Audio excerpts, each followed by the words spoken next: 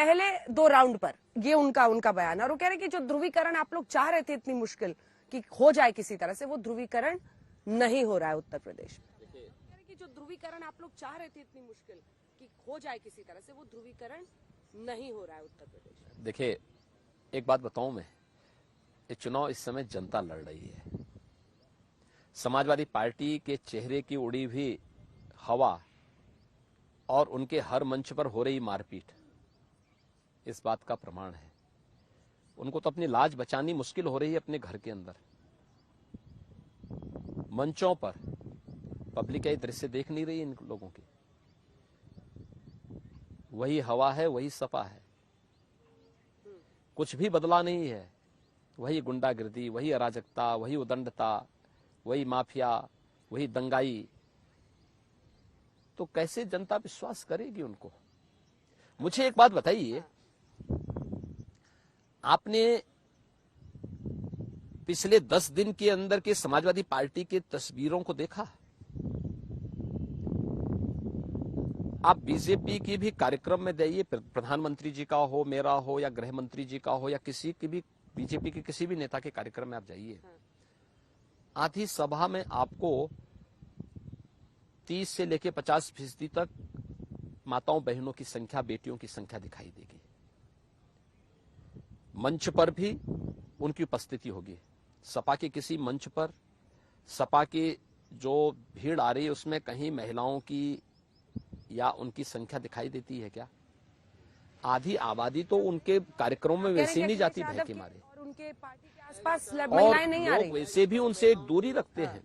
तो चुनौती दे रहे हैं। आप कह रहे हैं कि अखिलेश यादव के और उनके पार्टी के मैं क्या कह रहा हूँ, महिलाओं ने, हर बेटी, हर बहन, हर माता अपना आशीर्वाद भारतीय जनता पार्टी के प्रत्याशियों को दे रही है।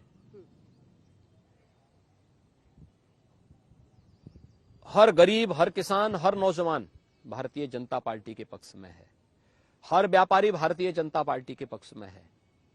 इनके पास बचता क्या है? इन पेशेवर दंगाई और माफियाओं को लेकर के, परिवारवादी लोगों को लेकर के कब तक ये लोग अपनी लाज बचाएंगे?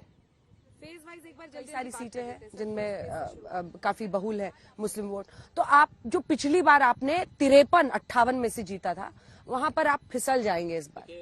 पहला फेज, हाँ, जो पिछली बार आप सीटों पर चुनाव हुए, हाँ, जीता था, वहां पर आप फिसल जाएंगे। देखिए, फर्स्ट फेज में 58 सीटों पर चुनाव हुए हैं।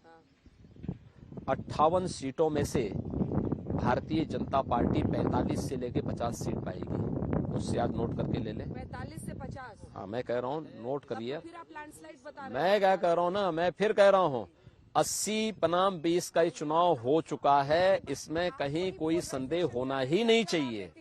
एक मैं फील्ड में मैं हूँ, आप वही मैं पोलराइजेशन नहीं कर रहा हूँ, मैं वही बोल रहा हूँ ना, 80 बनाम 20 का चुनाव हो चुका है। दूसरा, सेकंड फेज में 55 सीटों पे चुनाव था। मुस्लिम बहुल बहुत सारी सीटें। मैं क्या कह रहा हूँ ना, मुस्लिम बाहुल्य सीट हो या कोई बाहुल्य सीट हो, आधी आबादी बीजेपी के साथ में खड़ी है।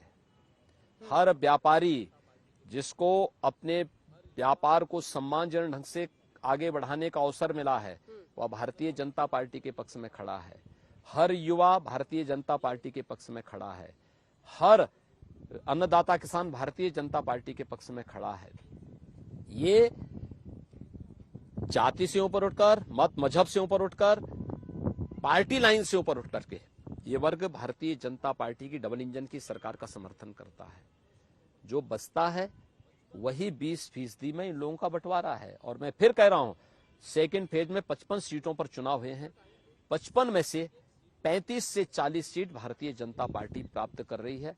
जिस दिन रिजल्ट आएंगे, आप एक एक सीट के बारे में मुझसे चर्चा कर लीजिए। मैं एक एक सीट की विवेचना आपके सामने कर सकता हूँ। थर्ड फेज और राम गोपाल जी की आप लोगों ने बलि का बकरा बना दिया एसपी सिंह बघेल साहब को। करहल से कहाँ जीत मुमकिन?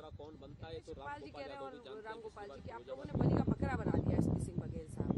करहल से कहाँ जीत? बलि का बकरा कौन बनता है तो राम गोपाल यादव भी जानते हैं। पिछली बार फिरोजाबाद में इन्होंने देखा था।